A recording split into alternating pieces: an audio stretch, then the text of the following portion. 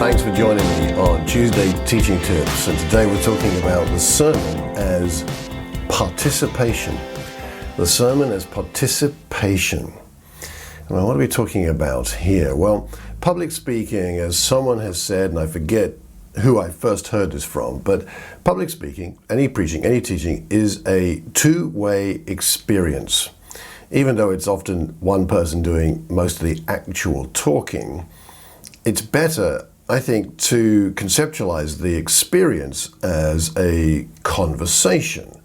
You're not the only participant in what's going on when you are speaking to a group of people, no matter how small or large.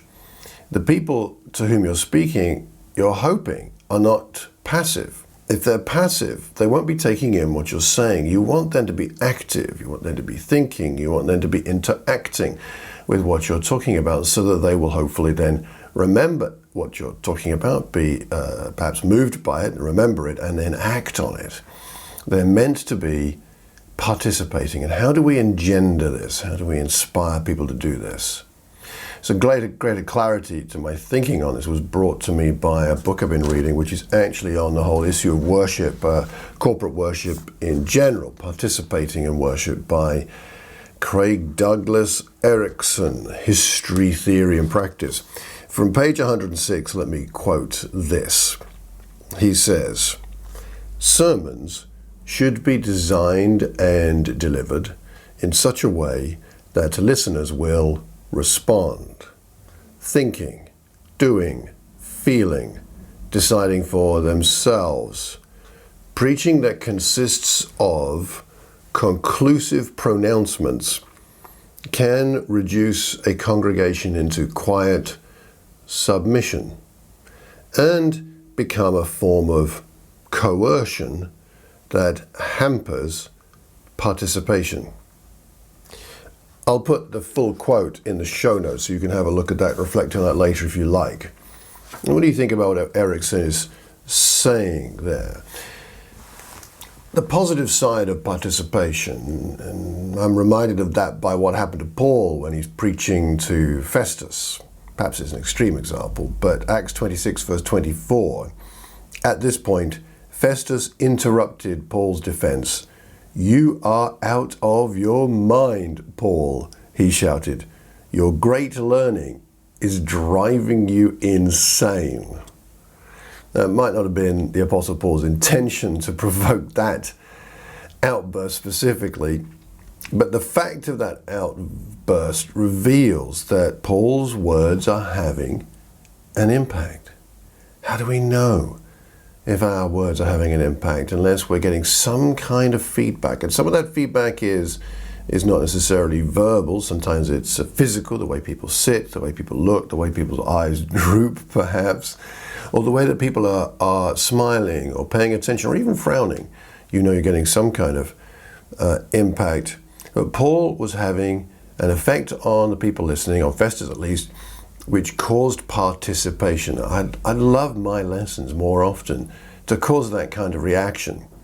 Now, I don't know if I want that precise kind of response the next Sunday, next time I preach, but how do we achieve helpful participation from people who are listening? Well, here are some suggestions. I have 5 for us today to think about, and I'd love to know what else you have in mind that we could add to this list. So first of all, images. Images, pictures can make a big difference to people participating and to reacting, if you like. Sometimes we've got to be a little careful not to be too shocking with our pictures. I've done that myself on occasion and left people a little shocked, a little disturbed, or just thinking about the image and not about the point. So be a little careful with that. However, powerful images help the visual learners. So images matter. Secondly, handouts. A piece of paper like this. If you're listening to the podcast, you can hear it. If you're watching the video, you can see it. A handout helps the kinetic learners, and it helps the visual learners because they've got something to hold and interact with. It helps them to feel something, to touch it, to see what's on the page. They're interacting with the handout and with the material as well as you. Handouts can be useful. Thirdly, questions. Questions to which you genuinely want an answer. In other words, not so much rhetorical questions, though they have their place in a lesson, but questions to which you actually want an answer. So some back and forth, asking a question, getting a response can help people with their participation. Fourthly, breakout discussion groups, where you ask people to stop your sermon for a moment and ask people for a minute or 2 or 3 to talk to the person next to them, perhaps in a small group, to discuss what they're learning or what they think about a point you're making. This gives your audience time to talk to each other about what they're learning, and often in doing that, then it helps them to it helps it to sink in what the points really are here. And fifthly, pauses. Simply pauses in your lesson give the audience, again, time to think and process what's going on and to apply to themselves what you're talking about. Now, there are many other ways you can do this, but at least we need to think about it. On this last Sunday, Heinrich was preaching, and he did a useful thing like this, where he asked a question, put the question on the screen, asked the question, and asked us to discuss it for 30 seconds with the person sitting next to us. And Tidu and I were sitting there on the front row, and so we talked for 30 seconds, 3 different times in the sermon, about the 3 main points that Heinrich was making. And I can remember them now. I haven't written them down, they're not in my notes, but I'll tell you. The first is that God is powerful. We were asked to reflect on God as powerful. How do we see that? Secondly, God is selfless. And again, how do we see in Scripture God being selfless? And the third is God is a comforter.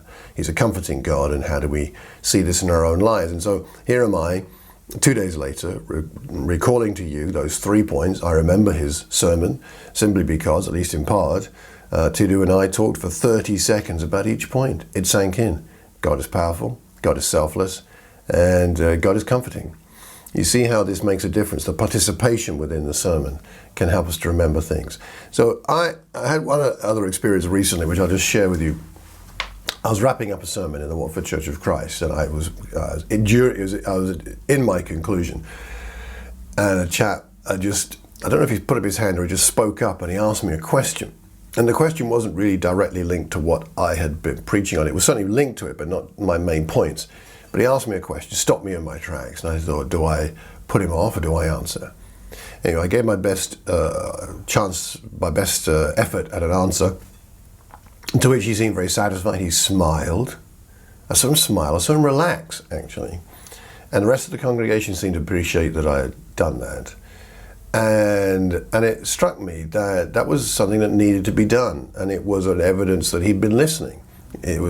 It showed that he'd been paying attention, because something I said provoked a question in him. And even though, to be honest, when he first spoke up, I was in the middle of my summary, I was a little bit annoyed, because I'd prepared that summary and thought about what I was going to say, and he'd interrupted it. But then I thought, that's not, I need to serve the group here, not my own desires and the way I want to do a summary. And so I answered the question, then I wrapped up, and I really liked the way that happened.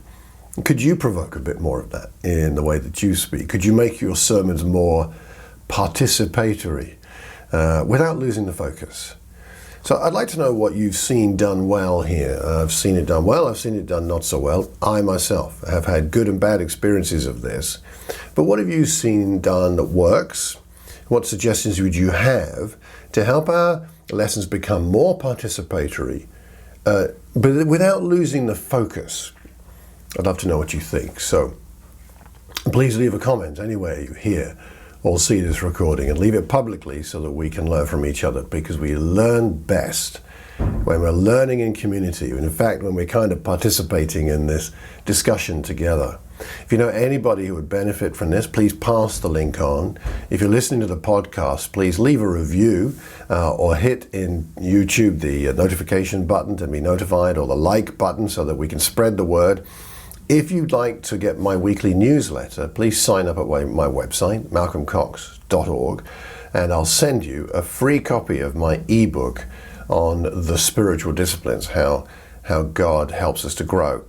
Thank you again for your time today. I apologize for my voice. I've got a stinking cold and a bad throat, but I wanted to record this and get your responses to this idea of sermons as participation. Let me know what you think. So until the next time, I hope you have a terrific Tuesday and a wonderful week. Take care and God bless.